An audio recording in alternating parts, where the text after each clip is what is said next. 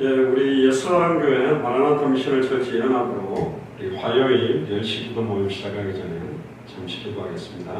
주는 그리스도시요 살아계신 하나님의 아들이십니다. 하나님은 언약궤 되신 그리스도를 계시로 알게 하셔서 그 언약궤 속에 담겨진 의미들을 더욱더 깊이 묵상케 하시고 이번 한 주간의 지성소 안의 핵심이었던 성막의 핵심이었던 성전의 핵심이었던 언약궤의 의미를 더욱더 깊이 묵상하며 나 자신이 이 시대의 영적인 언약궤로 부르심을 받았다는 사실을 깨달으며 200개 나라와 2000개가 넘는 미전도 부족 국가마다 영적인 언약궤가 세워지는 당대 생모의 완성을 위해서 예수 그리스도로 고백하며 강단에서 성경의 복음이 증거되어지는 그런 귀중한 축복들이 확산되도록 마음껏 축복하여 주옵소서. 감사를 드리며 승리하신 주 예수 그리스도의 이름으로 기도드리옵나이다. 아멘. 오늘 하나님 말씀은 레위기 16장 20절에서 28절까지의 말씀입니다. 레위기 16장 20절에서 28절까지의 말씀입니다. 오늘 제목은 대속죄일 지성소 사역의 언약궤와 아사셀 염소라는 제목입니다. 20절부터 28절까지 공독해 드리겠습니다. 그 지성소와 회막과 제단을 위하여 속죄하기를 마친 후에 살아있는 염소를 들이되 아론은 그의 두 손으로 살아있는 염소의 머리에 안수하여 이스라엘 자손의 모든 불의와 그 범한 모든 죄를 아뢰고 그 죄를 염소의 머리에 두어 미리 정한 사람에게 맡겨 광야로 보낼지니 염소가 그들의 모든 불의를 지고 접근하기 어려운 땅에 이르거든 그는 그 염소를 광야에 놓을지니라.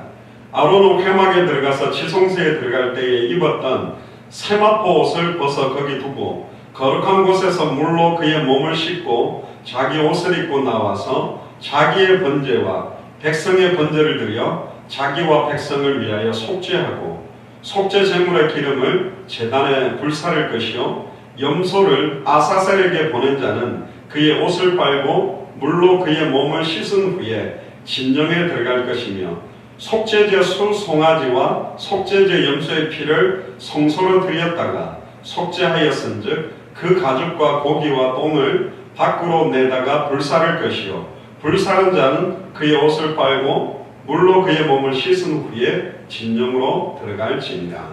아멘. 기도하겠습니다. 주는 그리스도시요 살아계신 하나님의 아들이십니다. 언약궤의 실체가 되시는 예수를 그리스도로 계시로 알게 하시며 믿음으로 누리게 하시고 이제는 순종할 수 있는 축복에 있게 하시니 감사를 드립니다. 2017년 한 해를 마무리하며 특별히 2018년 한 해 하나님 주신 응답들을 준비하는 귀중한 시간표 속에 오늘도 말씀 속으로 들어가기를 소원하오니 오늘도 귀중한 본문의 말씀을 통하여 특별히 하나님이 우리들에게 계시하기를 소원하시는 대속죄일의 지성소 사역의 언약궤의 의미와 아사셀 염소의 의미를 계시로 더욱더 깊이 알게 되는 축복의 시간이 되도록 인도하여 주옵소서. 감사를 드리며 승리하신 주 예수 그리스도 이름으로 기도드리옵나이다. 아멘. 오늘 제목이 대속죄일 지성소 사역의 언약궤와 아사셀 염소입니다. 오늘 본문에는 이제 아사셀 염소에 대한 이야기가 나옵니다. 특별히 대제사장이 대속죄일에 지성소에 1년에 딱 한 번 들어갈 수 있다고 이야기했습니다.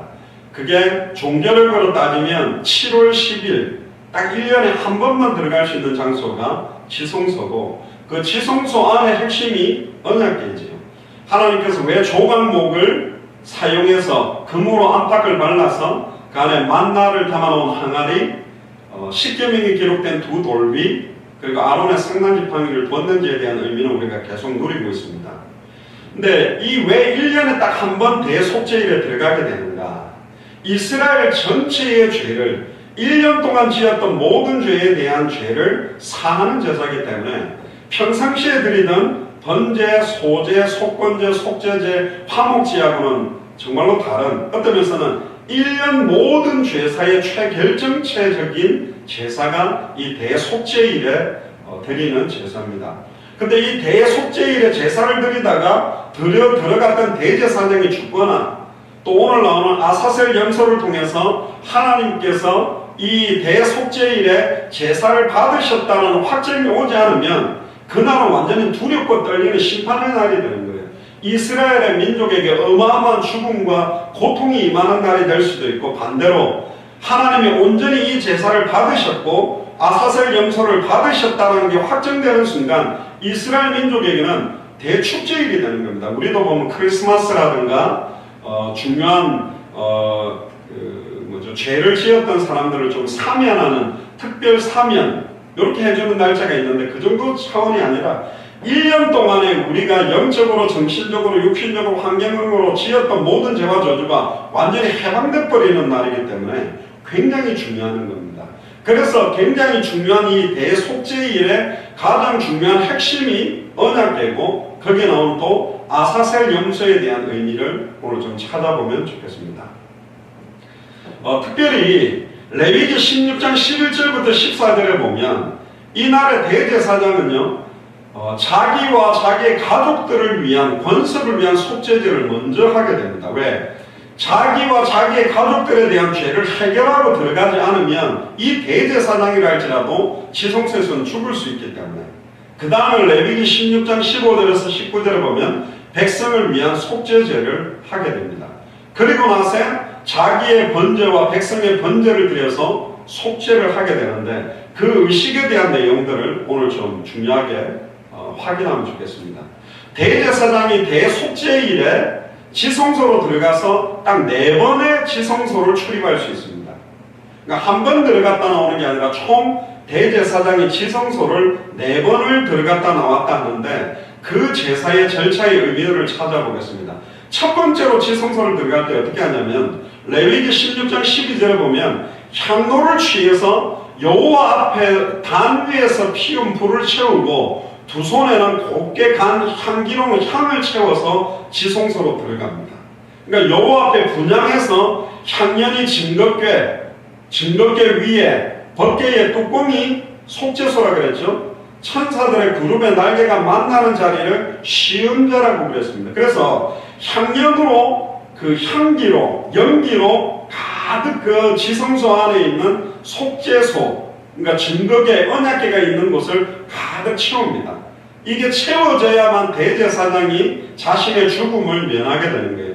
분향하는 연기로 속죄소를 가득 채운다는 말은 사람이 하나님의 임재를 대면하여 볼 수 없기 때문에, 사실은 거룩한 하나님의 영광을 직접 볼 수 없는 연약한 존재라는 것을 깨닫고 이 향으로 완전히 그 방을 채운다라는 의미가 거기에 들어있습니다. 그리고 분향을 하고 이제 지성소에서 나온 대제사장은 수수억 가지의 피를 가지고 또 들어갑니다. 먼저 손가락으로 속죄소 우편에 뿌리고, 다음에 속죄소 앞에 손가락으로 피를 7번 착착 뿌립니다. 레위기 16장 14절에 나오는데, 이것은 대제사장 자신과 권속의 속죄를 위해서 뿌리는 의식입니다. 결국은 하나님이 이 피를 통해서, 유월절의 의미도 그 피를 볼 때에 내가 너를 넘어가리라는 것처럼 이 피를 통하여 우리의 죄가 완전히 대속되도록, 그것도 1년 동안 지었던 죄를 용서해달라는 의미며, 7번 피를 뿌린다는 말은 사실은 장차 메시아 그리스도의 완전한 속죄를 예표하는 7번이라는 7이라는 말은 성경적으로 보면 완전수를 의미합니다. 7이라든가 3이라든가 10이라는 숫자는 완전한 숫자입니다. 3이 성삼위 하나님을 나타내는 3, 그리고 7번 7을 말하는 의미와 12제자를 의미하는 12 같은 경우는 완전 숫자인데, 7번을 뿌린다라는 말은 완전한 속죄를 허락해달라고 하나님 앞에 7번을 뿌리는 겁니다. 그 의미는 히브리서 7장 27절에서 28절에 보면, 그는 저 대제사장들이 먼저 자기 죄를 위하고 다음에 백성의 죄를 위하여 날마다 제사 드린 것과 같이 할 필요가 없으니 이는 그가 단번에 자기를 드려 이루시겠습니다. 예수님은 이걸 단번에 이루셨어요. 평상시 번제, 소제, 속건제, 속죄제, 화목제, 그리고 1년에 한 번 하는 대속죄일의 제사, 그렇게 필요가 없다. 딱 한 번으로 끝냈다. 그래서 히브리서 7장 28절에 율법은 약점을 가진 사람을 제사장으로 세웠거니와, 즉 아담의 후손을 제사장으로 세웠거니와, 즉 죄 문제를 해결할 수 없고 사탄의 문제를 해결할 수 없고 하나님과 단절된 문제를 완전히 해결할 수 없는 자들을 세웠거니와, 율법 후에 하신 맹세의 말씀은, 우리로 말하면 이 복음은 영원히 온전하게 되신 아들을 세우셨다. 할렐루야. 히브리서 7장 28절에 나와 있고, 특히 히브리서 9장 12절부터 14절에 보면 염소와 송아지의 피로 하지 아니하고 오직 자기의 피로 영원한 속죄를 이루사 단번에 성소에 들어가셨다. 놀랍죠? 13절에 염소와 항소의 피와 및 암송아지의 죄를 부정한 자에게 뿌려서 그 육체를 정결하게 하여 거룩하게 하거늘 하물며 영원하신 성령으로 말미암아 흠없는 자기를 하나님께 드린 그리스도의 피가 어찌 너희 양심을 죽은 행실에서 깨끗하게 하고 살아계신 하나님을 섬기게 하지 못하겠느냐. 아멘입니까? 하나님께 자기를, 흠없는 자기를 온전하게 드린 그리스도의 피가 우리를 죽은 행실에서 깨끗하게 하는 겁니다. 아멘입니까? 우리의 몸부림이나 노력으로 되지 않아요. 의롭다 하심은 행위에서 난 것이 아니니 자랑할 수 없어요. 아무도. 그 은혜로 말미암아 믿음으로 그 성령 그리스도의 피의 능력이 우리를 변화시켜가고 거룩하고 의롭고 성화되어져 가도록 만들어 가시는 것이지, 우리의 몸부림으로 해보라니까요. 이 몸부림으로 안 되던, 사실은 루터가 믿음으로 말미암아 살리는 것 같다. 결국 아무리 내가 성전 계단을 무릎으로 박박 기어 올라가면서 나의 추악하고 더러움에 대한 시달림을 몸부림쳤지만 이런다고 제가 해결된다면 우리는 뼈를 다 깎아버려야 되고, 피를 가지고 내가 고통을 받아야 한다면 우리는 완전한 고통 속으로 들어가야 되는 존재거든. 그래서 그리스도하고 일어난 겁니다. 히브리서 10장 10절에도 보면 이 뜻을 따라 예수 그리스도의 몸을 단번에 들이심으로 말미암아 우리가 거룩함을 얻었노라. 거룩해지려고 몸부림치는 게 아닙니다. 예수 그리스도의 몸을 단번에 들으시고 우리가 거룩함을 입어버렸어요. 빛이 되라 소금이 되라 하지 않았다니까. 우리는 빛이요 소금이 되라 그랬다니까. 빛이요 소금이 신분과 권세를 회복하는 것이지 몸부림치 갖고 되는 게 아닙니다. 날마다 자기를 쳐서 그렇게 복종시키게 영적인 싸움에 대한 의미가 이미 확정된 우리의 신분과 권세에 대한 의미들을 잃어버렸기 때문에 몸부림치는 거라니까. 몸부림으로 이루어지지 않습니다. 11절에 제사장마다 매일 서서 섬기며 자주 같은 제사를 드리되 이 제사는 언제나 죄를 없게 하지 못하거니와 오직 그리스도는, 히브리서 10장 12절, 죄를 위하여 한 영원한 제사를 드리시고 하나님 보좌 우편에 앉으사 그 위에 자기 원수들은 자기 발등상이 되게 하실 때까지 기다리시나니 그가 거룩하게 된 자를 한 번의 제사로 영원히 온전하게 하셨다. 할렐루야. 거룩하게 하실 자가 아니라 거룩하게 된 자들을 한 번의 제사로 영원히 온전케 확정했다니까요. 그게 복음입니다. 그리고 이제 세 번째 대속죄의 대제사인 뭘 하냐? 속죄제 염소를 잡습니다. 이 속죄제 염소 2마리를 잡게 되는데 그 피를 가지고 지성소에 들어가서 두 번째 행한 것과 같은 방식으로 속죄소 위에 성소의 앞에 피를 뿌리는 겁니다. 이 염소를 2마리를 보낼 때 한 마리는 속죄제를 위해서 취하는 수염소, 또 한 마리는 광야로 보내지는 염소입니다. 그래서 이 다른 한 마리, 광야로 내보내는 한 마리 염소를 부를 때 아사셀 염소라고 부르는데, 이 아사셀 염소에 대한 의미를 우리가 조금 알아야 됩니다. 어떤 의미냐? 마가복음 1장 12절에서 13절에 보면 성령이 곧 예수님을 광야로 몰아내신지라 광야에서 40일을 계시면서 사단에게 검증을 받으시며 들짐승과 함께 계시니 천사들이 수종들었다. 왜 예수님이 광야로 나갔을까요? 성령께서는 왜 예수님을 광야로 몰아가셨을까요? 또 왜 예수님은 40일 동안 광야에 계시고 사탄에게 3번의 시험을 받았을까요? 왜 들짐승들과 함께 했을까요? 우리는 이런 영적인 의미들을 좀 아는데, 레위기 16장 7절에서 10절에 보니까 두 염소를 가지고 회막문 하나님 앞에 두고 두 염소를 위하여 제비 뽑습니다. 그러니까 어느 염소가 하나님의 것이 되고 어느 염소가 아사셀의 염소가 될지 몰라요. 제비를 뽑아서 한 제비는 하나님을 위하여, 한 제비는 아사셀을 위하여 할지며, 아론은 하나님을 위하여 제비 뽑은 염소를 속죄제로 드리고 아사셀을 위하여 뽑은 염소는 산채로 여호와 앞에 두었다가 그걸 속죄하고 아사셀을 위하여 광야로 보냅니다. 이 굉장히 특이한 일이 되죠. 그래서 하나님의 것이라고 딱 꼽힌 염소에는 지성소에 계신 하나님을 위하여 두기 때문에 목에다가 빨간 천을 갖다가 딱 두려놓습니다. 이건 하나님의 것. 그리고 아사셀의 것이라고 딱 꼽힌 염소에는 광야에 사는 아사셀을 위하여 구별해서 그 빨간 천을 갖다가 머리에다가 뿔에다가 한쪽에다가 걸어놓습니다. 근데 이제 이 두 염소를 죽이는 방법과 의미가 좀 틀려요. 첫 번째 염소는 뭐냐? 제사장이 하나님을 위하여 구별한 첫째 염소의 각을 떱니다. 그 다음에 육체는 영문 밖에다가 불살라버리고 그 피를 가지고 지성소로 들어와서 언약궤에다가 뿌립니다. 그러면 지성소 안에 하나님의 영광이 가득하게 차면서 이스라엘의 죄가 속해졌다, 하나님의 진노가 사라졌다는 의미를 깨닫게 되는 거고, 두 번째는 이 염소는 좀 틀려요. 아사셀을 위하여 준비한 둘째 염소는 광야로 몰아내가지고 굶어 죽거나 다른 들짐승에게 찢겨 죽게 만듭니다. 그런데 굶어 죽던 다른 들짐승에게 찢겨 죽을 때 염소의 뿔에 달린 빨간 리본이 하얗게 변했다고 합니다. 이 유대인들의 전승을 보면 그것은 이스라엘 향한 사탄의 참소가 더 이상 합법적이지 못하고 끝났다. 빨간 어떤 주홍같이 붉은 색깔이 눈과 같이 하얗게 됐다는 말은 이스라엘의 1년 동안 지었던 모든 죄가 하나님의 은혜로 말미암아 회복되고 눈과 같이 하얘졌다라는 의미가 나타나는 거죠. 그러면 이 아사셀은 누구며 염소를 보내는 의미는 뭐냐? 아사셀이라는 말뜻은 쫓겨난 귀신, 추방당한 악령이라는 뜻의 히브리어로 아잘젤이라는 융화어로 사용했습니다. 타락한 천사의 우두머리인 사탄을 의미하는 말로 아사셀이라는 단어를 씁니다. 그래서 모세 이전의 사람들은 타락한 천사, 우두머리인 사탄을 일컫기 위해서 이 단어를 굉장히 많이 썼고, 보통은 광야에 사탄이 거하고 있을 거다 생각해서 광야에 가는 사탄을 부를 때 아사셀 이렇게 부른 겁니다.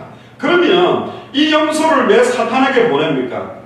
사탄에게 염소를 바치는 겁니까? 사탄에게 예배하는 겁니까? 아닙니다. 반대예요. 참소자 사탄 앞에 이스라엘의 모든 죄를 전가받았던 이 염소, 속죄제로 피를 뿌렸던 염소와 아론이 이 광야로 갈 아사셀 염소 두 손을 모아서 머리에다가 1년 동안 지었던 모든 죄를 아사셀 염소 위에 다 전가시킨 거죠. 이 염소가 굶어 죽거나 덜 짐승에게 딱 찢어 죽임으로 창세기 2장 16절 17절에 정령 죽으리라는 법대로 완전히 죄가 합법적으로 끝났다, 이런 의미를 선언하는 의식이 아사셀 염소입니다.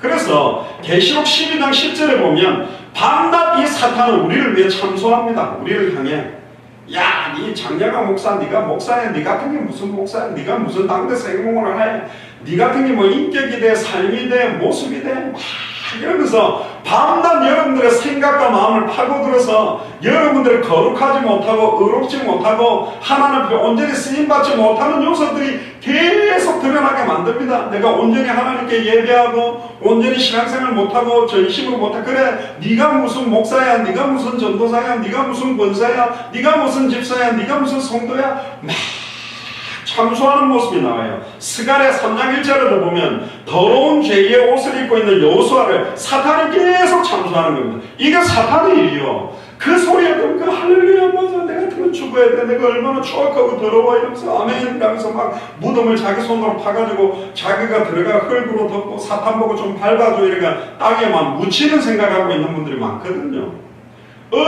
이게 좀 착한 사람들이 그래요. 그러니까 똑바로 해야 되는데 똑바로 요즘 못한다. 그럼 거꾸로 돌려보면 좀 제대로 한다는 말은 교만이지. 아, 내가 요즘 좀 제대로 헌신하고 제대로 봉사하고 있어. 그럼 자기 의가 되잖아. 그러니까 교만도 자기 기준이고 낙심도 자기 기준인데 어쨌든 틀린 거예요. 사탄은 밤낮 쉬지 않고 저와 여러분들과 이스라엘의 백성들의 죄를 참수하고 있습니다. 영적인 죄책감과 수치스러움과 고통으로 시달리게 만듭니다. 예를 들어서 뭐 살다 보니까 술 한잔 먹었다, 부부싸움을 했다, 자식을 두들겨 팼다, 하여튼 막 그런 문제에 니 같은 게 무슨 당대 세계공원이야 막 참수하는데 그때 아멘하면 안 됩니다. 할렐루야. 그 사탄의 참소를 듣고 아멘 아멘 내 같은 건 죽어야 돼요, 그러면 안 된다니까.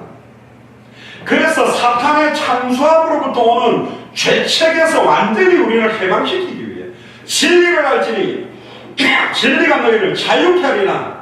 생명의 성령의 법이 법적으로 죄와 사망의 법에서 너를 해방시켰다. 완전한 해방을 선언하기 위해서 하나님께서 안팎으로 두 마리의 염소를 사용해서 안으로는 속죄제를 통해서 영광 받으시고 바깥으로는 사탄과 참수하는 흑암 세력 앞에 모든 문제 끝났다라는 선언을 하기 위한 의식이 이 아사셀 염소예요.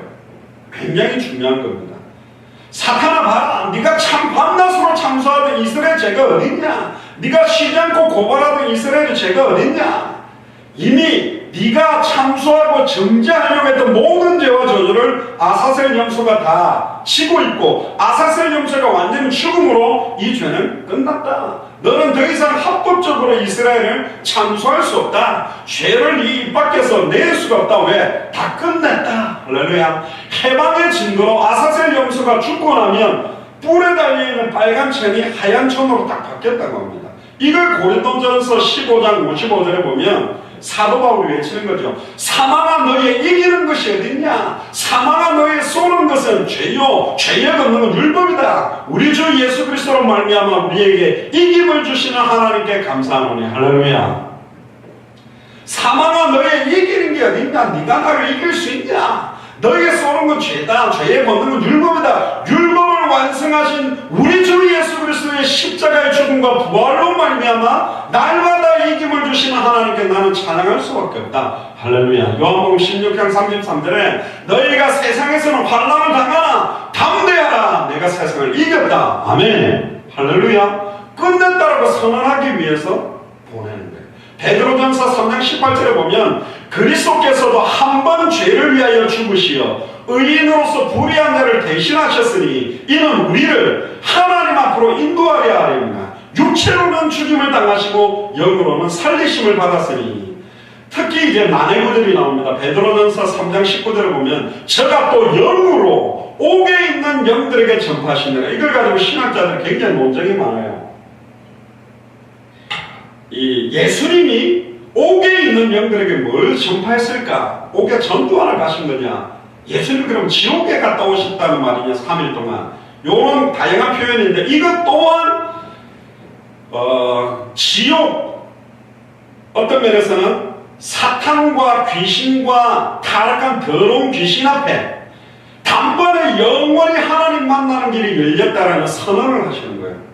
단번에 영원히 죄와 저주에서 해방되는 길이 열려버렸고 단번에 영원히 사탄 너와 너를 따르는 추악하고 더러운 사탄 귀신 마귀의 세력들은 완전히 박살났다라는 선언을 하기 위한 겁니다. 그래서 예수님이 광야로 나가서 사실은 사탄의 시험을 받은 것은 첫사람 아담과 하와가 하나님의 말씀을 희미하게 알고 희미하게 믿고 희미하게 순종함으로 사망이 왔지만 마지막 아담 그리스도는 친히 광야로 나가서 사탄의 세 번의 시험을 육신적인 돌로 떡을 만들어가는 시험을 말씀으로 꺾어버리고 명예심, 정신적인 시험, 성전 꼭대기에서 뛰어내려오라는 것도 말씀으로 꺾어버리고 내게 지극히 높은 산에서 내게 경배하고 모든 걸 주겠다라는 영적인 시험까지 완전히 꺾어버리는 선언적인 의식이죠. 자, 그러면 이 아사셀 염소는 누구를 상징하느냐? 하나님을 위한 염소도 예수 그리스도 자신을 의미하는 거요. 아사셀 염소도 예수님 자신입니다. 예수님이 인간의 죄를 짊어지고 광야에 나아가서 사탄 앞에서 인간을 향한 사탄의 참소를 합법적으로 잠재우고 끝내버리는 아사셀 염소의 실체가 누구냐? 예수 그리스도입니다. 어떤 사람들은 이 아사셀 염소를 사탄이라고 규정하는데 틀렸습니다. 아사셀의 염소는 사탄이 아니라 그리스도의 이중적 의미가 여기 녹아 있습니다. 이중적인 대속의 의미를 딱 가지고 아예 굉장한 의미를 가지고 녹아져 있는 게 이 아사셀 염소입니다.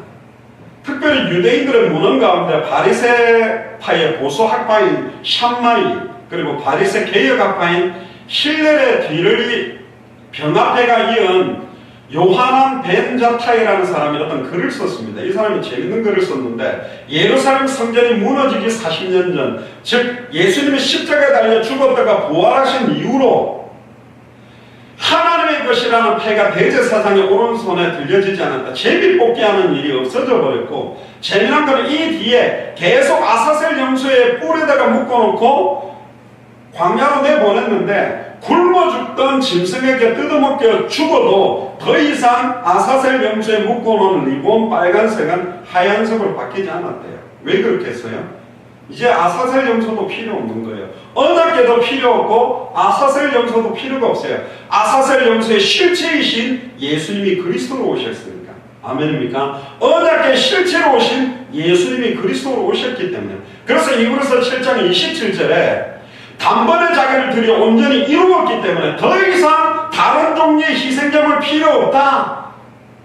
여기다가 너희의 노력들이 더해져야 된다. 몸부림이 더해져야 된다. 그렇게 되지 않습니다. 믿음이 더해져야 돼요. 그 믿음 안에는 믿음으로 말미암는 순종이 더해진 믿음을 말합니다. 입으로만 믿습니다 하고 행위와 행함은 없는 게 아니라 믿음으로 말미암는 행함이 함께 이루어진 믿음. 굉장히 중요한 내용들이죠.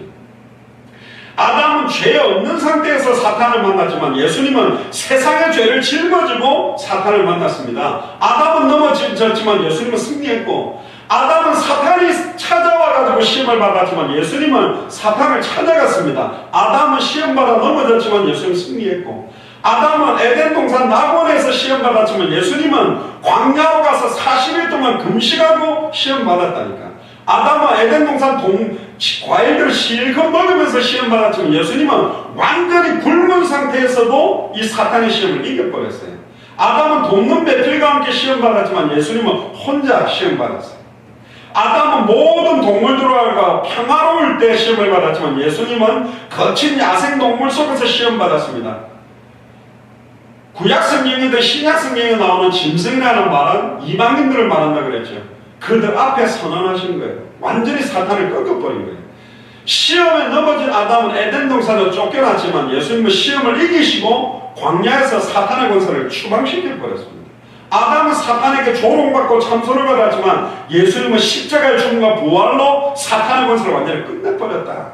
예수님의 승리의 완전한 선언과 선포, 속죄소 안에 있는 언약궤 위에서도 하나님이 우리를 만나시고 행하시는 일들을 이루시며 아사셀 염소를 통하여 광야, 세상, 모든 족속 천하만민 땅끝에 예수가 그리스도다. 2000년 전 십자가 부활로 단번에 우리 하나님 만나는 길이 열렸다. 누구든지 주의 이름 부르면 단번에 영원히 죄와 저주에서 해방되는 길이 열렸다. 누구든지 예수를 그리스도로 알고 믿고 인정하고 순종하면 사탄의 권세를 완전히 깨뜨리고 승리하는 길이 열렸다. 이걸 선언하게 하신 겁니다. 결론입니다. 결국은 대제사장이 대속죄일에 언약궤와 특히 지성소 안에서 이루어지는 모든 그 사역은 연약한 아담의 후손으로서 대제사장 역할을 하는 그들에 의해서 일들을 진행했지만 이제는 예수님은 딱 한 번의 제사로 단번에 영원히 온전한 제사로 끝내버렸습니다. 1년에 한 번 들어가고 4번 사역하는 것이 아니라 2000년 전에 골고다 언덕 십자가에서 염소와 양과 소의 피가 아니라 자기의 피로 한 번의 영원한 제사로 모든 문제를 끝내셨어요. 그리고는 누구든지 예수를 그리스도로 영접한 자 수가 영원히 함께 하심으로 영적인 언약궤가 우리 안에 거하며 영적으로 우리의 머리끝부터 발끝까지 그리스도로 옷 입고 그리스도의 측량할 수 없는 은혜와 축복과 거룩함으로 우리를 입혀주셨다니까요. 예수 그리스도의 십자가 죽음과 부활이 우리를 거룩하게 변화시키지 않았다면 우리는 예배드릴 수 없어요. 죽어야 돼요. 죄 문제가 해결되지 않은 사람은 참된 예배할 수 없고 하나님 만날 수가 없어요.